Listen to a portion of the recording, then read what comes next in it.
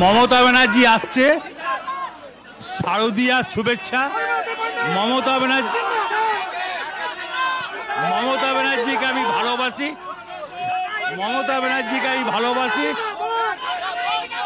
দিদি যেমন আমাকে ভালোবাসে, মমতা ব্যানার্জিকে গোটা ওয়েস্ট বেঙ্গলের মানুষ ভালোবাসে। ছোটবেলায় দাদু দিদিমা বলতেন ঘোর কলিযুগ চলছে, বাবা মা বলতেন যে কি কলিকাল এলো রে বাবা। তখন বুঝতে পারিনি, যত বড় হচ্ছি ততদিনে বুঝতে পারছি যে কলিযুগটা কি, কলিকালটা কি। আর আজকে তো এই ব্যাপারটা একেবারে জলের মতন পরিষ্কার হয়ে গেল। কলিকাল সেটাই যখন আপনি দুর্নীতি করবেন, ধরা পড়বেন, জেল খাটবেন, তারপরে জেল থেকে বেরিয়ে এসে আপনাকে সম্মানের সঙ্গে এই সমাজে যখন বরণ করে নেবে, তখন বুঝতে পারবেন আপনি কলিযুগে হাজির হয়ে গেছেন। ঠিক যেমন এটা ঘটছে। অনুব্রত মণ্ডল তৃণমূলের প্রাক্তন জেলা সভাপতি, আর মনে হয় প্রাক্তন থাকবেন না, আজকেই মমতা বন্দ্যোপাধ্যায়ের সঙ্গে কথা হবে, কাল থেকেই হয়তো বীরভূমের জেলা তৃণমূল সভাপতি আবার হয়ে যাবেন। অভিযুক্ত গরুচোর 2 বছর তিহার জেলে থাকার পর বাড়ি ফিরে এসছেন। উৎসব শুরু হয়ে গেছে বোলপুরের এই নিচুপট্টি এলাকায়। এর চেয়ে বড় উদাহরণ কলিযুগ বা কলিকালের আর কি হতে পারে বলুন তো? আর কি হচ্ছে সবটা দেখাবো। কিভাবে ছাড়া পেলেন অনুব্রত মণ্ডল, কেন ছাড়া পেলেন, সেটাও আবার একটা কলিকালের বড় নিদর্শন, সেটাও শোনাবো আপনাদের। এই প্রতিবেদন শেষ অবধি দেখুন। আমি মানব, দ্য নিউজ বাংলায় আপনাদের স্বাগত জানাচ্ছি। অনুব্রত মণ্ডল ছাড়া পেয়েছেন। কি অভিযোগ ছিল তার বিরুদ্ধে? গরু পাচারের অভিযোগ। যে গরু পাচারের অভিযোগ থাকার জন্য তার বিরুদ্ধে তদন্ত চলার জন্য প্রায় 2 বছর দিল্লির তিহার জেলে তাকে বন্দী করে রাখা হয়েছিল। 2 বছর পর অনুব্রত মণ্ডল জামিনে মুক্তি পেয়েছেন, বোলপুরের বাড়িতে ফিরে এসছেন এবং সেখানে উৎসব শুরু হয়ে গেছে। মহিলারা শাঁখ বাজাচ্ছেন, সবুজ আবির খেলা চলছে। মমতা বন্দ্যোপাধ্যায় আজকেই যাচ্ছেন বোলপুরের বন্যা দুর্গতদের দেখতে, এবং সেখানে শেষ খবর পাওয়া পর্যন্ত যেটা আমরা জানতে পারছি যে মমতা বন্দ্যোপাধ্যায়ের এই বোলপুরে প্রশাসনিক বৈঠকের পর, প্রশাসনিক বৈঠকটাও তিনি বোলপুরে করেছেন, সিউড়িতে করেননি, জেলা সদরে করেননি। বোলপুরের প্রশাসনিক বৈঠকের পর সরকারি গেস্ট হাউস রাঙাবিতানে অনুব্রত মণ্ডল যাবেন মমতার সঙ্গে দেখা করতে। লেটেস্ট আপডেট এটাই। আবার হয়তো বীরভূমের জেলা সভাপতি নিজের পদে পুনর্বহাল হয়ে কাজ শুরু করে দেবেন। ভোট আসছে, বিধানসভা ভোট 26 এপ্রিল মেতেই তো ভোট হবে, আপনারা জানেন। আমরা সেই বিখ্যাত ডায়লগ শুনতে পাবো, চরম চরম ঢাক, নকুলদানা, গুড় বাতাসা, সবকিছুই আবার আগের মতন হয়ে যাবে। দুর্নীতি করে যদি টাকা কামাতে চান এবং তারপর যদি সেই দুর্নীতির টাকায় সুখে থাকতে চান, তাহলে আপনাকে রাজনীতি করতেই হবে। রাজনীতি করুন, যতটা সম্ভব দুর্নীতি করুন, কোটি কোটি টাকা কামান, ওই 1 থেকে 1.5 বছর জেলে কাটিয়ে উঠতে পারলেই আপনি রাজা। সসম্মানে আপনাকে বরণ করে নেবে সমাজ। যেহেতু আপনি রাজনীতি করেন, তাই আপনার বিরুদ্ধে কোন রকম অপরাধী এই ট্যাগলাইন লাগবে না। যারা রাজনীতি করে তারা কখনো অপরাধী হয় না, তাদের বিরুদ্ধে শুধু বিরোধীদের, শাসক দলের চক্রান্ত হয়। সাধারণ মানুষ চুরি করলে ধরা পড়লে জেল চলে যায়, তারা অপরাধী হয়ে যায়। কিন্তু যারা রাজনীতি করেন তাদের বিশেষ ছাড় আছে। তারা যত অপরাধী করুন না কেন, তারা কখনোই অপরাধী হন না। তাদের বিরুদ্ধে চক্রান্ত হয়, কখনো শাসক দলের, কখনো বিরোধী দলের।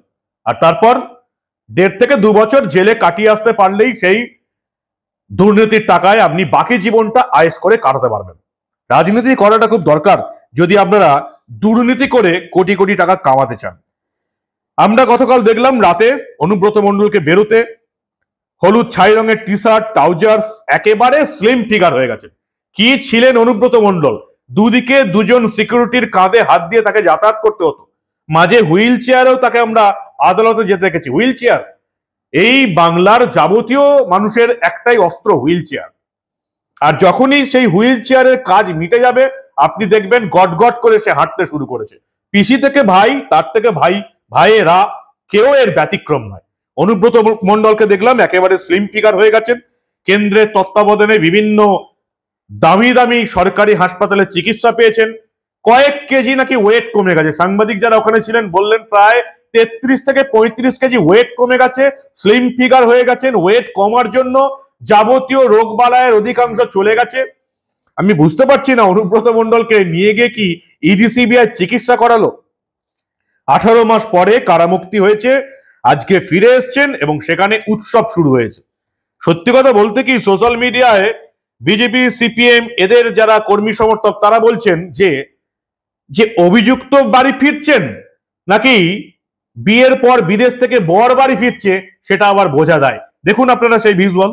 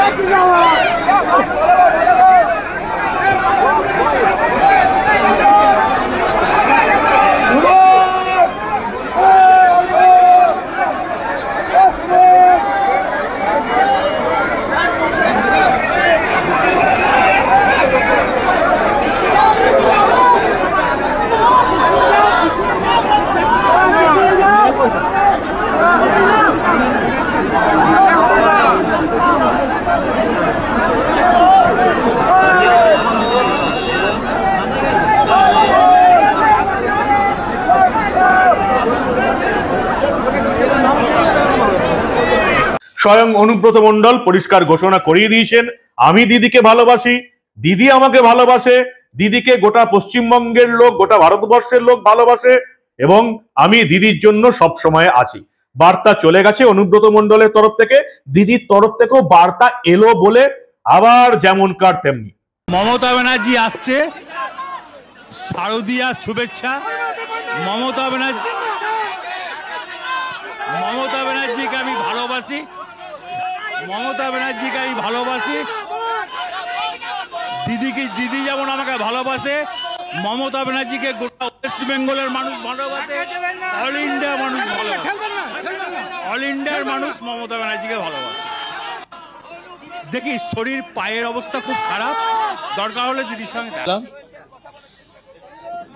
দু বছর পর ফেললাম, 2.5 বছরের মতন।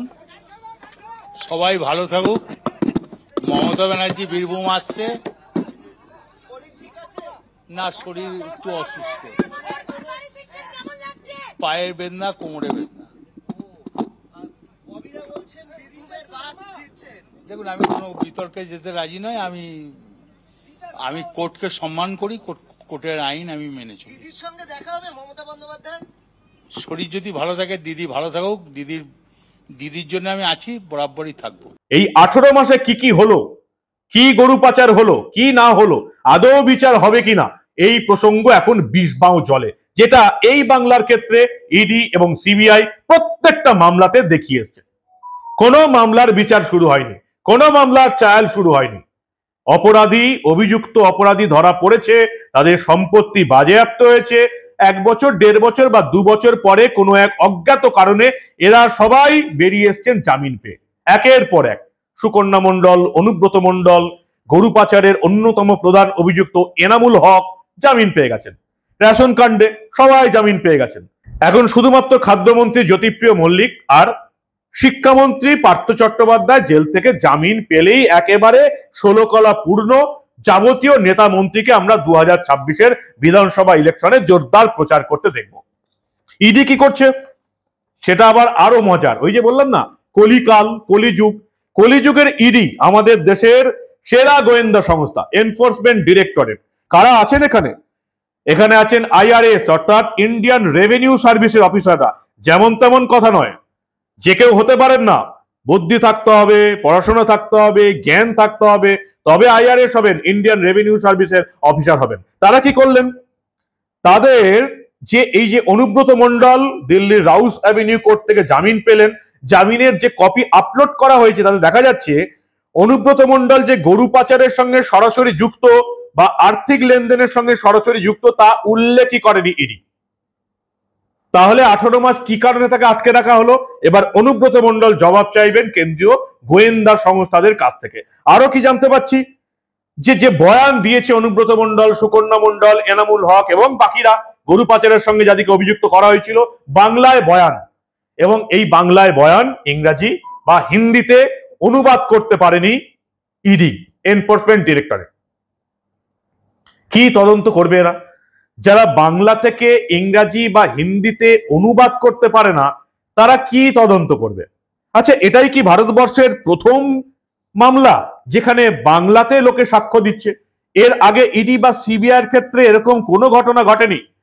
দক্ষিণ থেকে এরকম কোনো ঘটনা ঘটেনি, পূর্ব থেকে কোনো ঘটনা ঘটেনি, উত্তর থেকে কোনো ঘটনা ঘটেনি, নাকি পশ্চিম থেকে এরকম কোনো ঘটেনি যে সিবিআই ইডি জেরা করেছে আর তারা তাদের মাতৃভাষায় জবাব দিয়েছে, এমন কোনো ঘটনা আগে কোনোদিন ঘটেনি। এই প্রথমবার ঘটলো, কেউ বাংলায় প্রশ্ন উত্তরের জবাব দিল আর সেটা অনুবাদ করতে পারলো না ইডি, যার জন্য অভিযুক্তদের জামিন হয়ে গেল।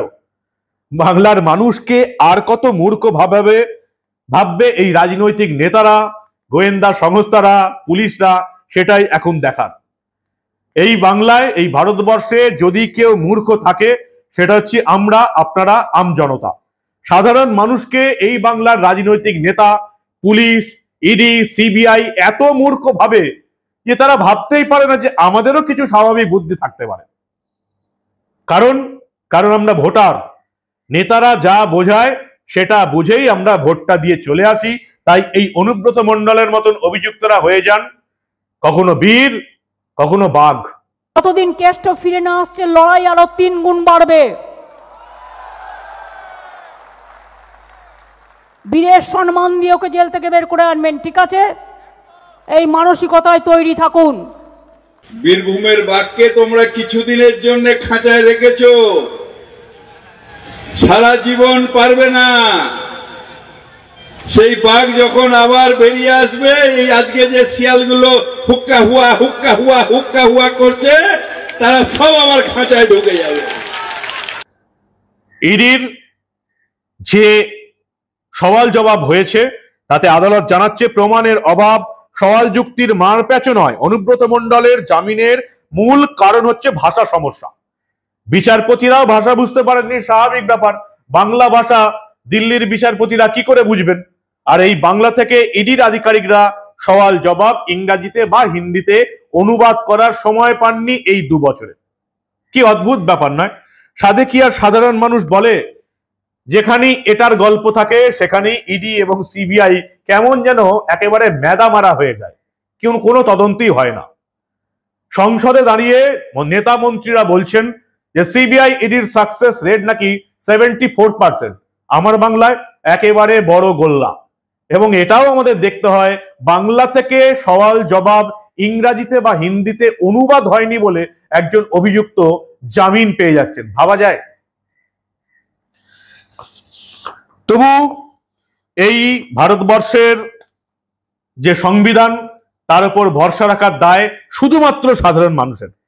ভারতবর্ষের যে বিচার পদ্ধতি তার উপর ভরসা রাখার দায় শুধুমাত্র আমাদের মতন আমজনতার। ভারতবর্ষের যে সুপ্রিম কোর্ট, দিল্লিতে হাইকোর্ট বা ভারতবর্ষের যে গোয়েন্দা সংস্থা ইডি, সিবিআই, তাদের উপর সম্পূর্ণ বিশ্বাস রাখার ভার শুধুমাত্র আমার আপনার। আর প্রতিদিন দেখবেন আমার আপনার সেই বিশ্বাস নিয়ে ফুটবল মাঠে ফুটবল খেলছে ইডি এবং সিবিআই, তবুও আপনাকে ভরসা রাখতে হবে দিনের পর দিন, বছরের পর বছর। আর দেখতে পাবেন কিভাবে কলি যুগে একজন অভিযুক্ত অপরাধী নিজের এলাকায় ফিল্ডে আবির খেলা শুরু করে এই বাংলার মানুষ। কি ভাবছেন? একদম ভরপুর কলিযুগ, কলিকালে আপনারা হাজির হয়ে গেছেন। ফলে এখন যদি সুস্থ, স্বাভাবিক এবং নির্দোষ সৎ মানুষ খুঁজতে চান, তাহলে একেবারে খড়ের গাদায় সূচ খোঁচার মতন অবস্থা হবে আপনাদের। ফলে যা দেখতে পাচ্ছেন দেখতে থাকুন, আমরা প্রতিবাদ চালিয়ে যাব। যারা এই ধরনের দুর্নীতি করছে এবং যাদের দুর্নীতিকে যারা প্রশ্রয় দিচ্ছেন এবং দুর্নীতির বিরুদ্ধে যারা তদন্ত করছে না, তাদের এই মুখোশটা খুলে যাবার ব্যর্থ প্রচেষ্টা আপনাদের সামনে চালিয়ে যাব। কারণ আমি তো আপনাদের কথা দিয়েছি এই ধরনের কোনো ঘটনা চেপে রাখতে দেব না।